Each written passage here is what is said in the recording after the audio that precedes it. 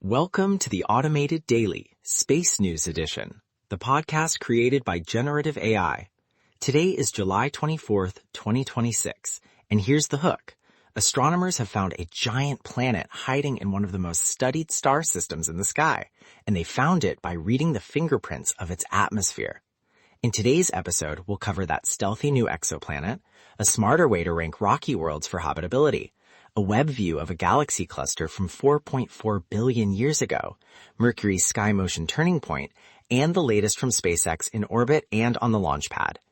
This episode is brought to you by Consensus. Consensus uses AI to help you find and understand research papers, and you can get a free month. Find the link in the episode notes. First up, the James Webb Space Telescope has helped astronomers uncover Beta Pictoris d, a giant exoplanet hiding in a system that scientists have been studying for years. What makes this especially important is the method. Instead of simply spotting the planet directly, researchers identified it through the spectral signature of its atmosphere, including molecules such as carbon monoxide, methane, and water vapor. In a dusty system where ordinary imaging can miss things, that kind of atmospheric detection could become a major new tool for finding worlds that were effectively hiding in plain sight. Next, a new exoplanet model is trying to answer a more practical question, not just where rocky planets are, but which ones are most likely to stay habitable for the long haul. The framework ranks planets by how well they can retain atmospheres over geologic timescales, taking into account the way gravity and stellar radiation can strip gases away. That's a big deal because a planet can sit in the so-called habitable zone and still be a poor candidate for life if it can't hold on to the atmosphere needed to regulate temperature and chemistry. Webb is also making news on a much larger scale, with a new image of the young galaxy cluster MAX J0553.4-3342. The light in that image has taken about 4.4 billion years to reach us, so we're seeing the cluster as it existed deep in the past while its structure was still taking shape.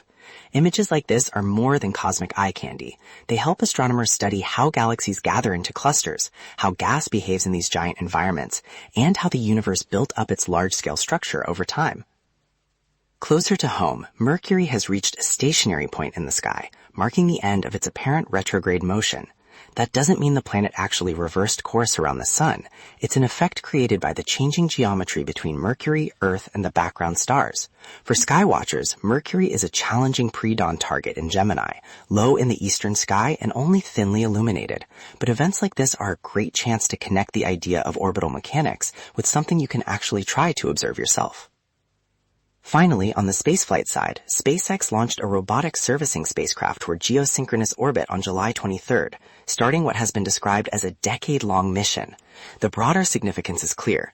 Satellite operations are moving toward a future where expensive spacecraft can be inspected, maintained, and potentially extended in service, rather than simply abandoned when problems arise. Meanwhile, SpaceX has also shifted Starship's 13th integrated flight test to the evening of July 24 because of weather, a reminder that even the most ambitious launch systems still answer to conditions here on Earth.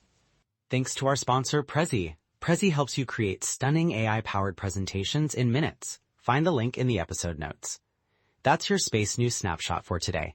From hidden planets to ancient galaxy clusters and the next phase of orbital infrastructure, the universe stayed busy. Thanks for listening to the Automated Daily Space News Edition.